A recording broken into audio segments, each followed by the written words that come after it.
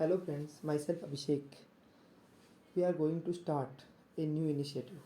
Previous year question UPSC के, UP PCS, Bihar PCS, Chhattisgarh PCS और RAS के। सबसे पहले हम आर्टिकल 1 से लेकर आर्टिकल 11 तक के सारे क्वेश्चन सोल्व करेंगे। मैं आपको क्वेश्चन पूछूंगा, आपको उसका रिप्लाई करना है। इससे सबसे बड़ा बेनिफिट क्या होगा कि आप इतने टाइम से पॉलिटी पढ़ रहे हैं। अब आपको ये आइडिया लगेगा कि मैंने अगर आपको क्वेश्चन पूछा है, अगर आपको उसका आंसर आ रहा है तो इसका मतलब है आप अच्छा कर रहे हो।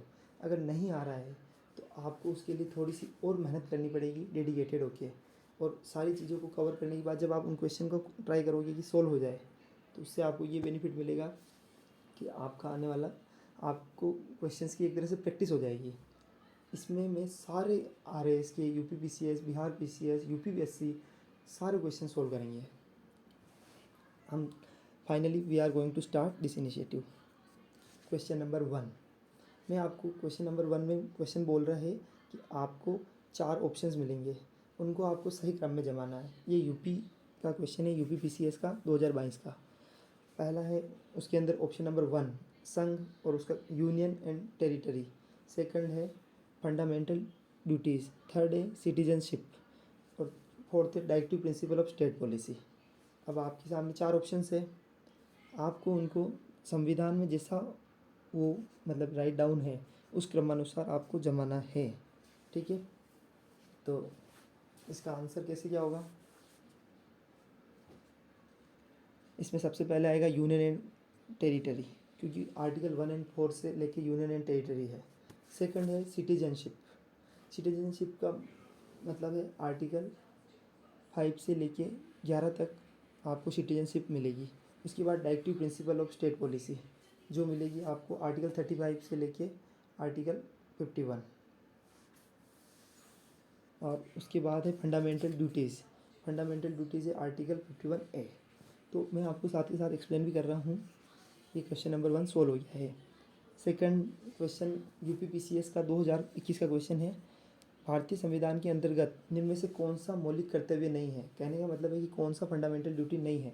पहला आम चुनावों में मतदान। दूसरा वैज्ञानिक दृष्टिकोण से भावना का विकास। सार्वजनिक संपत्ति की सुरक्षा।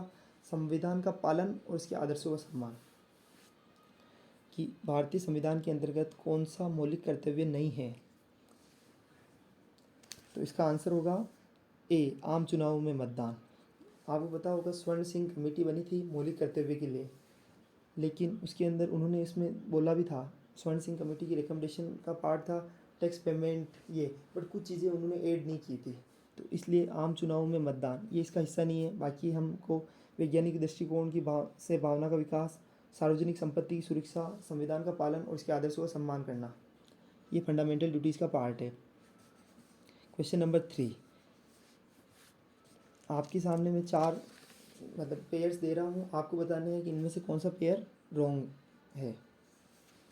पहला फंडामेंटल ड्यूटीज़, फंडामेंटल राइट्स, ये कहाँ से लिया गया है? संयुक्त राज्य अमेरिका से। सेकंड है directive principle of state policy, ये कहाँ से लिया है? आयरलैंड से। तीसरा है केंद्र की अवशिष्ट शक्तियाँ, जो रेजिडुअरी पावर है सेंट्रल के पास, वो ऑस्ट्रेलिया से ली है, मतलब ऑस्ट्रेलिया की कॉन्स्टिट्यूशन से अपने कॉन्स्टिट्यूशन में ऐड किया गया है।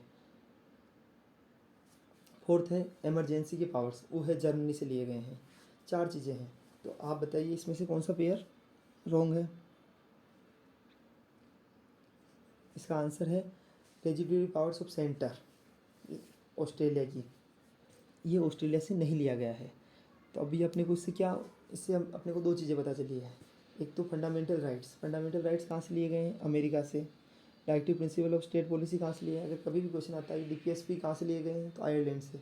इमरजेंसी के पावर्स कौन से कॉन्स्टिट्यूशन से उठाए गए हैं? तो जर्मनी से। नेक्स्ट क्वेश्चन है आईएएस 2021 का क्वेश्चन है, कॉन्स्टिट्यूशनल गवर्नमेंट का संवैधानिक सरकार का आशय क्या है? संवैधानिक सरकार का आशय क्या है? तो अपन ये पढ़ने जा रहे हैं, तो इसका है आंसर है इसका कोई सरकार जो संविधान की सीमाओं से परिबद्ध हो। कहने का मतलब ऐसी गवर्नमेंट जो कॉन्स्टिट्यूशन की लिमिटेशन से जो बाउंड हो, वो अपने कॉन्स्टिट्यूशन गवर्नमेंट का मतलब होता है। ये 2021 का क्वेश्चन था आईएएस का। अभी इतने अच्छे अच्छे क्वेश्चन हैं, सिंपल क्वेश्चन हैं, बट इनको सोल्व करना आसान है, बट यही है कि अपने को इनके लिए थोड़ा सा मेहनत करनी पड़ेगी। नेक्स्ट क्वेश्चन अपन पढ़ रहे हैं, कौन सा सब निम्न में से कौन सा वर्ड भारतीय संविधान की प्रस्तावना में नहीं लिखा गया है। ये क्वेश्चन है यूपीपीसीएस का 2021 का क्वेश्चन है। संप्रभुता, लोकतंत्रात्मक, पंथ निरपेक्ष और संघीय। कहने का मतलब है एक तो संप्रभुता, लोकतंत्रात्मक, पंथ निरपेक्ष और संघीय, 4 वर्ड दे रखे हैं, उनमें से कौन सा वर्ड भारतीय संविधान में नहीं लिखा हुआ है। इसका आंसर है संघीय, क्योंकि संप्रभुता, लोकतंत्रात्मक और पंथ निरपेक्ष ये तीनों ही वर्ड कॉन्स्टिट्यूशन में लिखे हुए हैं, बट संघीय वर्ड कहीं नहीं लिखा हुआ है कॉन्स्टिट्यूशन में। मतलब कॉन्स्टिट्यूशन में लिखा है बट उसकी प्रस्तावना में नहीं लिखा हुआ है। प्रीएम्बल ऑफ द कॉन्स्टिट्यूशन के अंदर ओनली 3 वर्ड लिखे हुए हैं। उसके अलावा क्वेश्चन नंबर नेक्स्ट क्वेश्चन है, भारतीय संविधान की प्रस्तावना में सभी नागरिकों को कौन सा न्याय, भारतीय संविधान की जो प्रीएम्बल है प्रस्तावना में सभी नागरिकों को कौन सा न्याय प्रदान करने की व्यवस्था की गई है। ये यूपीपीसीएस के अंदर 2021 का क्वेश्चन है। न्याय, सामाजिक न्याय, धार्मिक न्याय, राजनीतिक न्याय। सेकंड ऑप्शन है सामाजिक, आर्थिक व सांस्कृतिक न्याय। थर्ड ऑप्शन है सामाजिक, राजनीतिक व सांस्कृतिक न्याय। और फोर्थ ऑप्शन है सामाजिक, आर्थिक व राजनीतिक न्याय। तो इसका सही आंसर है डी, सामाजिक, आर्थिक और राजनीतिक, यानी social, economical and political justice ये दिए गए हैं। मतलब आपको उस लेवल की स्टडी करनी पड़ेगी प्रीएम्बल ऑफ द कॉन्स्टिट्यूशन को। अगर अपने को क्वेश्चन सोल्व करने हैं तो अपने को लेवल ऑफ द स्टडी बढ़ानी पड़ेगी। अब मैं आपको सीधा सीधा स्ट्रेट क्वेश्चन पूछूंगा, आपको उसका आंसर देना है, तभी आपका माइंड धीरे धीरे डेवलप होगा। पहला, भारत में यूपीपीसीएस 2021 का क्वेश्चन है, भारत में प्रथम नगर निगम स्थापित कहाँ किया गया था। ये भी पॉलिटिकल क्वेश्चन है, भारत में प्रथम नगर निगम स्थापित कहाँ किया गया था। 135 क्वेश्चन, इसका आंसर है मद्रास के अंदर। मद्रास में भारत का प्रथम नगर निगम स्थापित किया गया था। उसके बाद आईएएस के अंदर ही 2021 में क्वेश्चन आया था, किसी उदार लोकतंत्र में स्वतंत्रता की सर्वोत्तम सुरक्षा को नियत कौन करता है। अगर हम लोकतंत्र के अंदर स्वतंत्रता की सर्वोत्तम सुरक्षा को कौन सा कारक मतलब उसको सुरक्षित करता है। एक नियत प्रतिबद्ध जुडिशरी, एक हम शक्तियों का केंद्रीकरण यानी एक ही जगह शक्तियों का केंद्रीकरण कर दे। थर्ड ऑप्शन है निर्वाचित सरकार।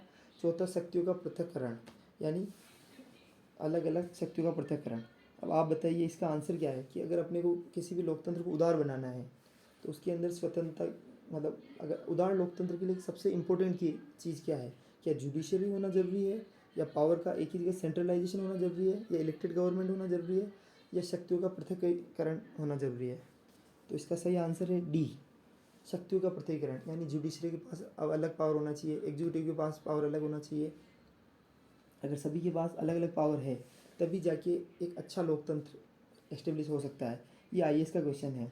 उसके बाद आईएएस का नेक्स्ट क्वेश्चन मैं पूछने जा रहा हूँ, भारतीय राज्य व्यवस्था में से कौन सी अनिवार्य विशेषता है जो यह दर्शाती है कि उसका स्वरूप संघीय है। कहने का तात्पर्य ये है कि भारत की राज्य व्यवस्था में को आपको ऐसी विशेषता बतानी है जिससे आपको ये पता चल रहा हो कि भारत का स्वरूप यूनियन मतलब संघीय टाइप का है, यूनियन टाइप है। तो सबसे पहला उसका ऑप्शन नंबर ए, न्यायपालिका की स्वतंत्रता सुरक्षित है। ऑप्शन नंबर बी, संघ की विधायिका में संगठक इकाइयों के निर्वाचित प्रतिनिधि होते हैं। सी ऑप्शन है, केंद्रीय मंत्रिमंडल में क्षेत्रीय पार्टियों के निर्वाचित प्रतिनिधि हो सकते हैं। डी, मूल अधिकार न्यायालयों द्वारा प्रवर्तनीय है। इसका आंसर है ए। अगर अपने को लोकतंत्र भारतीय राज्य व्यवस्था में अगर अपने को यूनियन मतलब उसका स्वरूप अगर संघीय है, मतलब फेडरल कॉन्स्टिट्यूशन अलग है, संघीय अलग है, तो अपने को ये न्यायपालिका की स्वतंत्रता को सुरक्षित रखना जरूरी है। क्वेश्चन नंबर नेक्स्ट क्वेश्चन है, संविधान के आर्टिकल 3 के तहत संसद में के एक कौन सा काम मतलब क्या चीज़ें आर्टिकल 3 के द्वारा की जा सकती है। उसके अंदर ऑप्शन है, नए राज्यों का गठन, राज्यों के क्षेत्रों में परिवर्तन, राज्यों की सीमाओं में परिवर्तन, नए राज्यों का प्रवेश। तो 131 कहता है कि हम उसमें आर्टिकल 3 बोलता है कि आप नए राज्यों का गठन कर सकते हो, राज्यों के क्षेत्रों में परिवर्तन कर सकते हो, उसके अलावा राज्यों की सीमाओं में परिवर्तन कर सकते हो, लेकिन नए राज्यों का प्रवेश नहीं किया जा सकता उसमें। उसके लिए आर्टिकल 2 है। आर्टिकल 2 बोलता है कि आर्टिकल 2 अगर आपको नए स्टेट को एंट्री देनी है, मतलब अपनी बिल्कुल ही न्यू स्टेट को अगर क्रिएट करना नहीं बोल रहा हूँ, न्यू स्टेट को अगर एंट्री देनी है तो आर्टिकल 2 है। बाकी आर्टिकल 3 की तहत जो एग्जिस्टिंग अपनी टेरिटरी है इंडिया की, उसके अंदर नए राज्यों का गठन करना, उसके क्षेत्रों में परिवर्तन करना, उसकी सीमाओं में परिवर्तन करना, ये आर्टिकल 3 के थ्रू किया जा सकता है। ये क्वेश्चन था यूपीपीसीएस का। अब आईएएस का 2020 का क्वेश्चन है। अभी आपको पहले भी ये क्वेश्चन 2021 में ऑलरेडी आ चुका है। उसके बाद 2020 में यही क्वेश्चन था, संवैधानिक सरकार का अर्थ बताइए, कॉन्स्टिट्यूशनल गवर्नमेंट का अर्थ बताइए। तो इसका मतलब है क्वेश्चन कभी कभी रिपीट भी हो जाते हैं। इसका आंसर बोल सकते हैं गवर्नमेंट जो कि संविधान की सीमाओं से जो परिबद्ध हो, यानी जो कॉन्स्टिट्यूशनल की बाउंड्रीज के अंदर जो काम करे, उसका मतलब ही है संवैधानिक सरकार।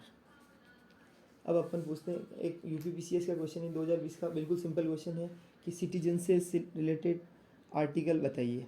आर्टिकल 3 to 10, आर्टिकल 4 से लेके 11 तक, आर्टिकल 5 से लेके 11 तक और आर्टिकल 6 से लेके 11 तक। तो इसका सिंपल आंसर है आर्टिकल 5 से लेके 11 तक।